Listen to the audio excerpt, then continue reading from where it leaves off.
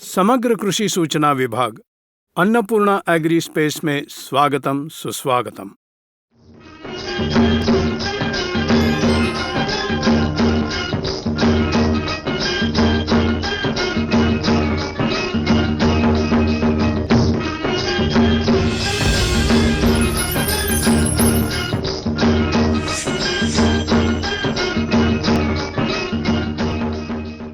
इस विभाग में हम द्वितीय पोषक तत्व जैसे कैल्शियम, मैग्नीशियम, सल्फर इन्हें कौन सी अवस्था में कितनी मात्रा में देना है इसके बारे में हम आज बात करेंगे।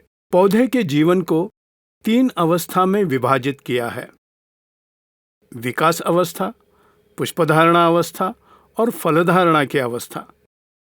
हम प्रथम पोषक तत्व जैसे नाइट्रोजन, फास्फोरस और पोटेशियम का कैसा उपयोग करते हैं ये पिछले विभाग में हम जान चुके हैं।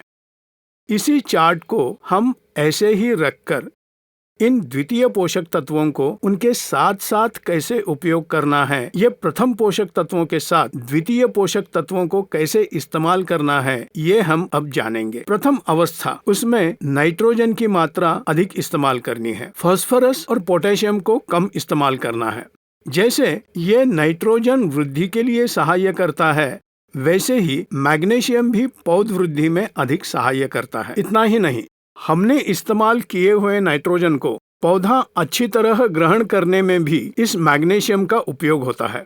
इतना ही नहीं, नाइट्रोजन को उत्तेजित करता है। इसीलिए हमें वृद्धि अवस्था में मैग्नीशियम अधिक मात्रा में इस्तेमाल करना चाहिए। उसके बाद सल्फर। ये सल्फर फूल ना झड़ने के लिए, व्याधि निरोधक शक्ति बढ़ाने के लिए, कीट निवारण के लिए अधिक उपयोगी होता है। पुनरुत्पत्ति की शक्ति बढ़ाने के लिए सल्फर का उपयोग अधिक होता है। इसीलिए सल्फर को हम दूसरी अवस्था मतलब पुष्पधारणा में अधिक उपयोग करना चाहिए। अब कैल्शियम, ये फलधारणा के लिए, उसके बाद जो फल पूर्णतः फल में परिवर्तित होने के लिए, उतना ही नहीं, उसका बड़ा आकार आने के लिए, फल वजनदार बनने के लिए, त्वचा मजबूत होने के लिए और फल की रक्षा करने के लिए। फल की बाहरी त्वचा मजबूत करके फल को सुरक्षित रखने के लिए ये कैल्शियम बड़ी भूमिका निभाता है। इसीलिए तीसरी अवस्था जो फलधारणा की अवस्था है, उसमें कैल्शियम को अधिक इस्तेमाल करना चाहिए।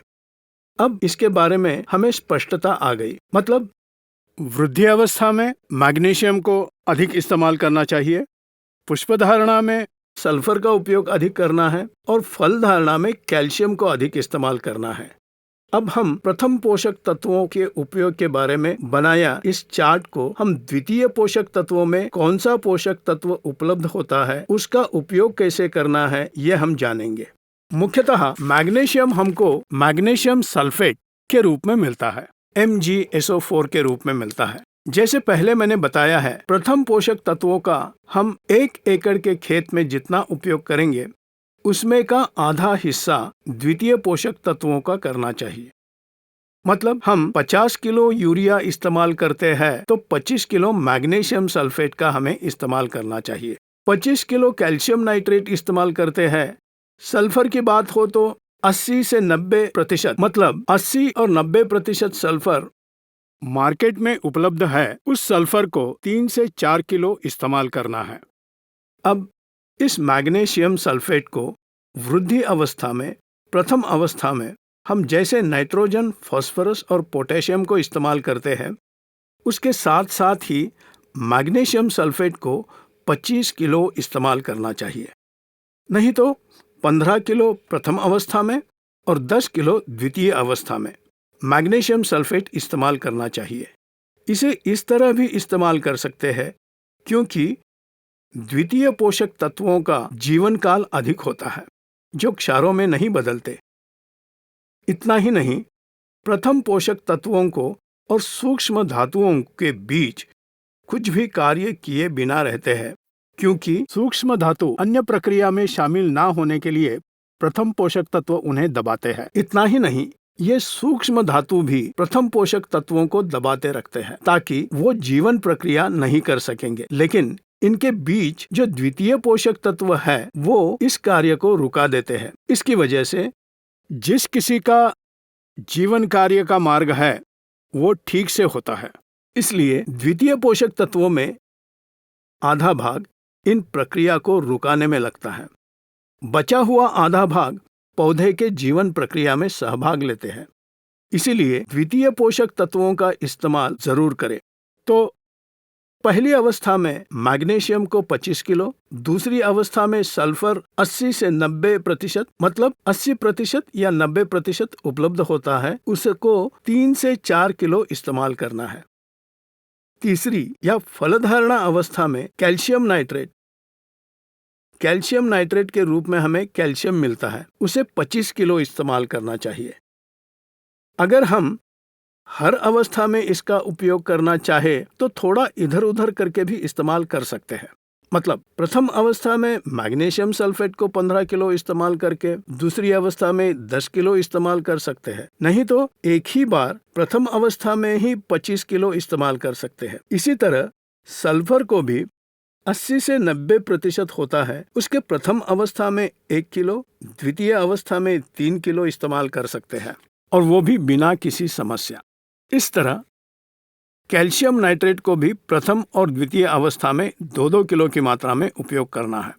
आखिरी अवस्था में 20 से 21 किलो या 25 किलो इस्तेमाल करने से कुछ भी समस्या नहीं होगी।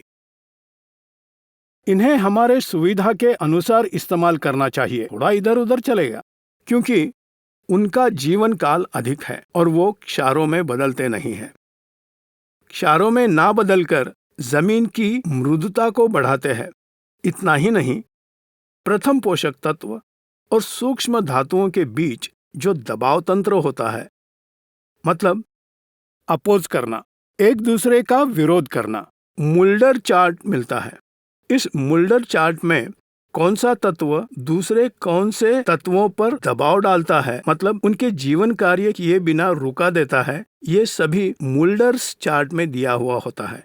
ये सभी बहुत संभ्रमित करता है, इसीलिए इसे आसान बनाता हूं मैं। ये द्वितीय पोषक तत्व, प्रथम पोषक तत्व और सूक्ष्म धातुओं के बीच रहकर एक दूसरे के बीच रुकावट डाले बिना जीवन कार्य शुरू रखने में इन द्वितीय पोषक तत्वों की भूमिका बड़ी होती है।